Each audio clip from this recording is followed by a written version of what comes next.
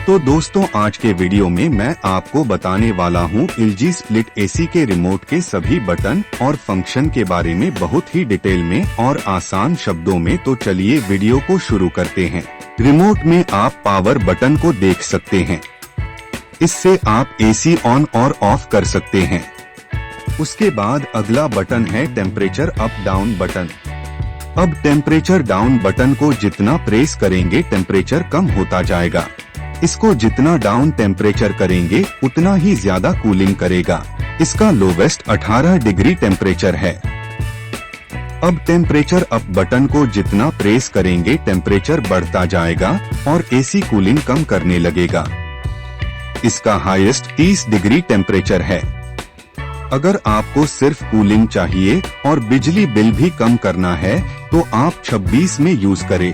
यह हमारे बॉडी के लिए भी बहुत अच्छा टेम्परेचर है। और आपको 26 डिग्री में कूलिंग ज्यादा लग रही है तो आप अपने एसी का टेम्परेचर 27 डिग्री में सेट कर ले। और अगर आपको 26 डिग्री में गर्मी लग रही है तो आप अपने एसी का टेम्परेचर 25 या 24 में सेट कर ले। उसके बाद अगला बटन है फैन। फैन में एसी कूलिंग नहीं करेगा, बस इंडोर यूनिट का फैन चलेगा। मान लीजिए आपके रूम में फैन नहीं है और आपको एसी की कूलिंग नहीं चाहिए और आपको सिर्फ एसी का फैन यूज करना है तो आप फैन मोड यूज कर सकते हैं। उसके बाद अगला बटन है energy saving. Energy saving button को प्रेस करने से आपका एसी 22 से 30 डिग्री में चलने लगेगा और एनर्जी सेविंग होगी। उसके बाद अगला बटन है मानसून।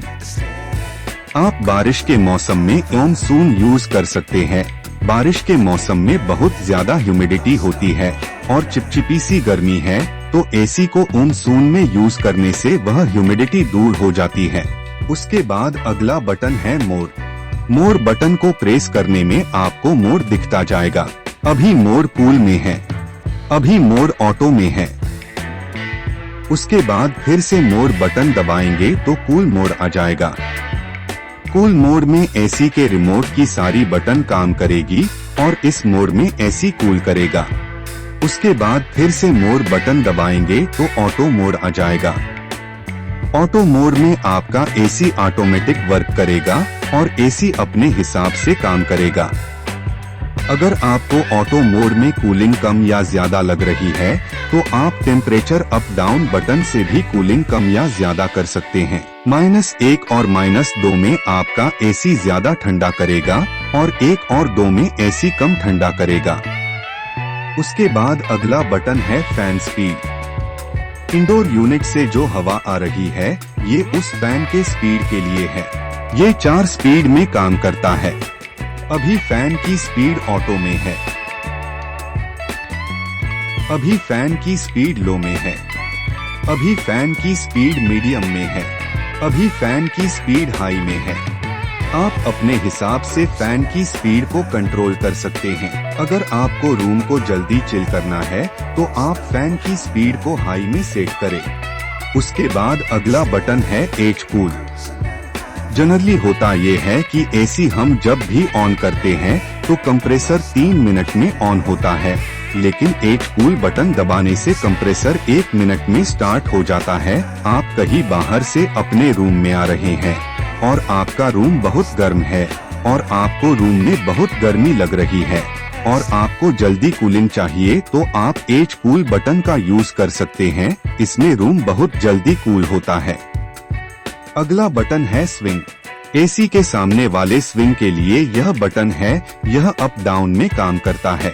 इस स्विंग को यूज करने से रूम में एसी की कूलिंग जल्दी फैलेगी और आपको स्विंग फ्लैप को जहां भी रोकना है इस बटन को प्रेस करने से आपका स्विंग फ्लैप वही रुक जाएगा।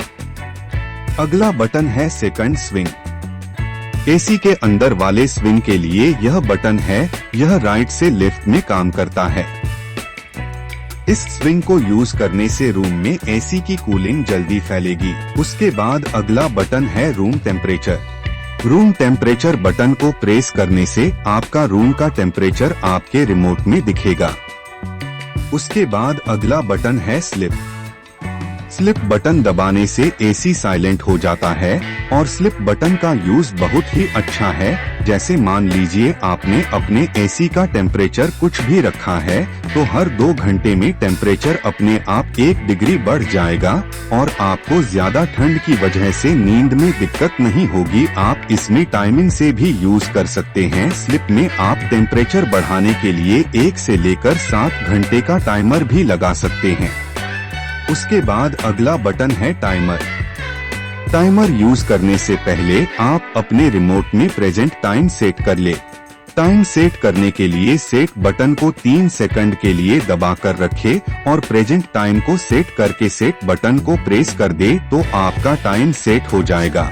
फिर उसके बाद आप टाइमर को सेट करें तो आपका टाइमर सेट हो जाएगा। टाइमर सेट करना बहुत ही आसान है।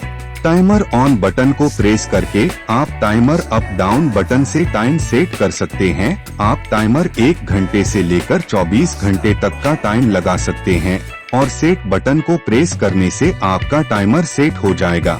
अगर आपका रिमोट हैंग हो रहा है या ठीक से काम नहीं कर रहा है तो आप रिमोट में एक छोटा सा होल देख सकते हैं। उस होल में पिन की मदद से प्रेस करेंगे तो आपके एसी का रिमोट रिसेट हो जाएगा और रिमोट अच्छे से काम करने लगेगा। उम्मीद है मेरे द्वारा दी गई जानकारी आपको समझ आ गई हो तो मेरे वीडियो को लाइक जरूर कर दे।